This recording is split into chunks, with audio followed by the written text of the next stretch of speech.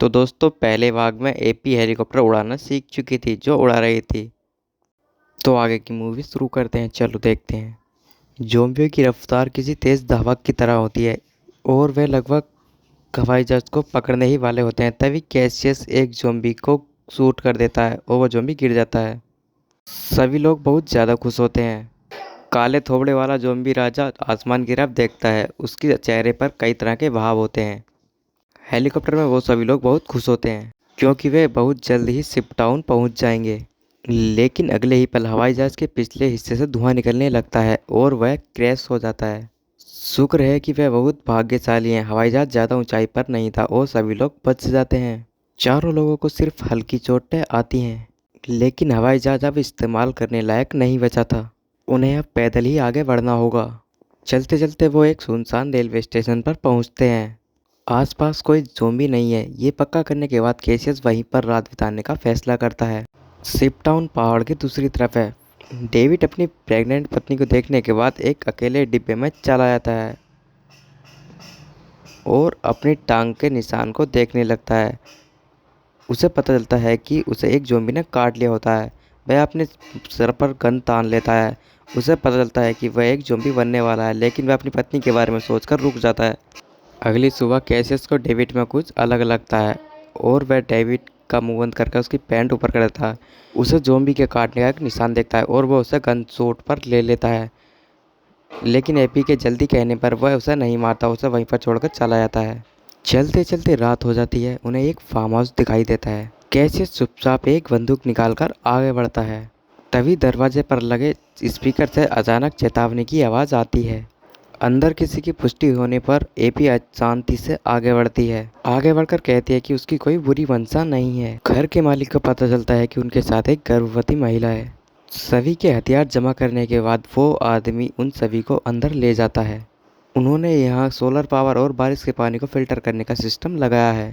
AP आखिरकार गर्म पानी से नहा पाती है। सभी लोग रात का खाना खाने के बाद कैसियस अपने लैपटॉप को चार्ज करता है। उसमें उसकी पत्नी के साथ की फ़ोटो है। उसमें एक तो उसके गर्भवती होने की फ़ोटो भी है। कैसियस ये देखकर बहुत खुश होता है। फिर कैसियस डेविड की पत्नी के पास जाता है और उससे कहता है कि उसने अपना इरादा बदल लिया है। वो पहले उसे शिप टाउन पहुँचाएगा, फिर एपी के साथ बंदरगाह जाएगा। तभी घर का मालिक सभी को शराब देता है। बहुत दिनों बाद सबको आराम से बातें करने का मौका मिलता है। बातें करते करते उन्हें कुछ गड़बड़ लगती है।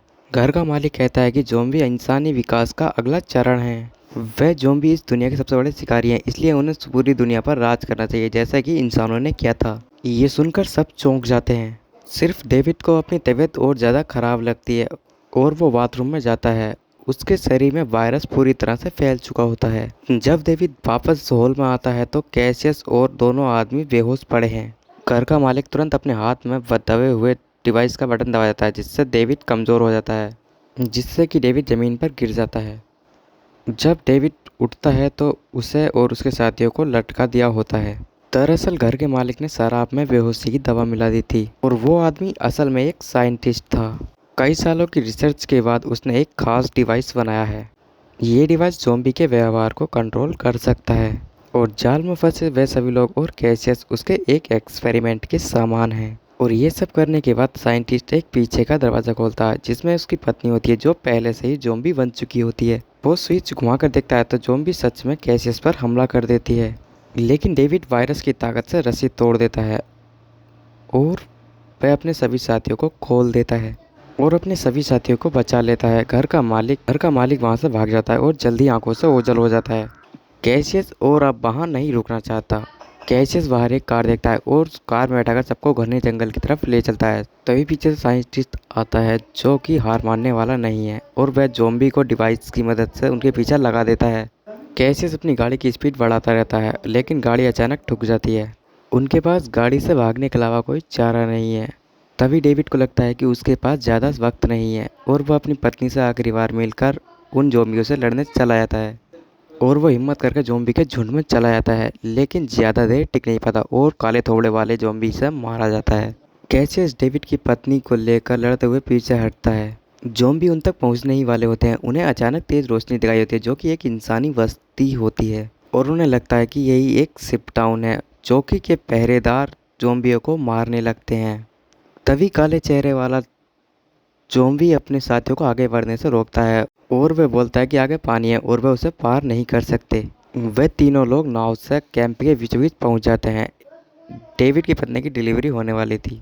अच्छी बात यह है कि यहाँ पर डॉक्टर और अस्पताल की व्यवस्था है। अगली सुबह कैसियस और एपी दोनों लोग कैंप का पूरा नज़ारा देखते हैं। उन्हें पता चलता है कि वहाँ पर एक बहुत बड़ा प्लेटफॉर्म बनाया गया है। कैसियस कैंप के इंचार्ज से मिलता है। इंचार्ज उन सबका स्वागत करता है, लेकिन कुछ नियमों का पालन करना जरूरी है। कैसियस बिना कुछ सोचे पीछे मुड़ जाता है। उसे लगता है कि अनजान द्वीप पर रहना ही ज़्यादा बेहतर है, लेकिन एपी ने वहीं पर रहने का फैसला कर लिया है। उसे इन हम साथियों के साथ रहने की बहुत इच्छा है। तभी डॉक्टर आता है और बताता है कि डेविड की पत्नी को एक लड़की हुई है और डेविड की पत्नी की फिर बहुत ज़्यादा ब्लड बहने के कारण बहुत ज़्यादा दिन तक जीवित नहीं रह सकती। मेगन बहुत कमज़ोर हो चुकी है और वो अपनी बच्ची को कैसियस के हाथ में देती है और बोलती है कि उसे एपी की तरह पालना। कैसियस अपनी मरी हुई पत्नी के बारे में सोचकर आखिरकार मेगन की बात मान लेता है। अब कैसियस के कंधों पर एक और जिम्मेदारी आ गई थी। एपी एक हैंडसम लड़के के साथ घूमकर शिप पर बहुत मज़ा करती है। एपी ने ऐसा सोचा भी नहीं था कि इतने सारे लोग एक साथ बैठकर शराब पी सकते हैं और मस्ती भी कर सकते हैं। इसलिए उसका यहाँ रहने का फैसला और भी पक्का हो जाता है। तभी एपी गलती से एक हैंडसम लड़के को एक केबिन में जाते हुए देख लेती है। वो वहाँ जाकर देखती है तो वो केबिन तारों और बमों से भरा हुआ है। एक वायरलेस स्विच अलग से चमक रहा होता है। तभी वो हैंडसम लड़का भाग कर आता है और बताता है कि उन्होंने शिप टाउन के नीचे बम लगाए हैं। उन्हें कभी खतरा महसूस होगा तो वो वहाँ पर लगे गुप्त रास्ते से भाग जाएंगे और टाउन को उड़ा देंगे। उन्हें ये नहीं पता होता कि ये दिन बहुत जल्दी आएगा। उस सन की साइंटिस्ट का गुस्सा शांत नहीं होता। वो डिवाइस की मदद से बहुत सारे ज़ॉम्बियों को वहाँ पर लाता है और उन्हें कंट्रोल कर लेता है। शिप टाउन के पानी का कुदरती बचाव बेकार हो जाता है, यानी ख़राब हो जाता है। बहुत सारे ज़ॉम्बी पानी के नीचे से या नावों की मदद से शिप टाउन में घुस जाते हैं और लोगों पर आक्रमण कर देते हैं और कुछ लोग छिप जाते हैं और जिन लोगों के पास छिपने की जगह नहीं होती वो ज़ॉम्बी का शिकार बन जाते हैं। कैसियस को एपी की चिंता होती है और वो एपी को ढूंढने निकल पड़ता है। वो ज़ॉम्बी को मारते हुए आगे बढ़ता है और आखिरकार उसे डेक पर लड़ते हुए ढूंढ लेता है। शायद जोश में आकर वो गलती से एक ज़ॉम्बी से टकराकर नीचे की ओर गिर जाता है।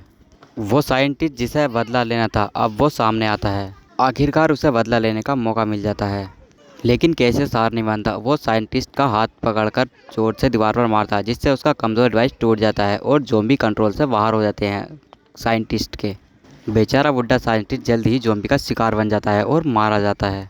शिप टाउन में पहले से ही भागने का रास्ता बना हुआ था। बहुत सारे लोग नदी के दूसरे किनारे पर पहुंच जाते हैं। जब वो बम चालू करने वाले होते हैं तो वो हैंडसम लड़का उन्हें रोकता है, क्योंकि एपी अभी भी नाव पर है। कैसियस भागते वक्त एक ज़ॉम्बी राजा को चाकू से मार देता है। एपी गलती से उस ज़ॉम्बी के हाथ में एक ब्रेसलेट देखती है जो कि उसके पापा के हाथ में थी, लेकिन लड़की के पास सोचने का वक्त नहीं होता और कैसियस उसे ले जाता है।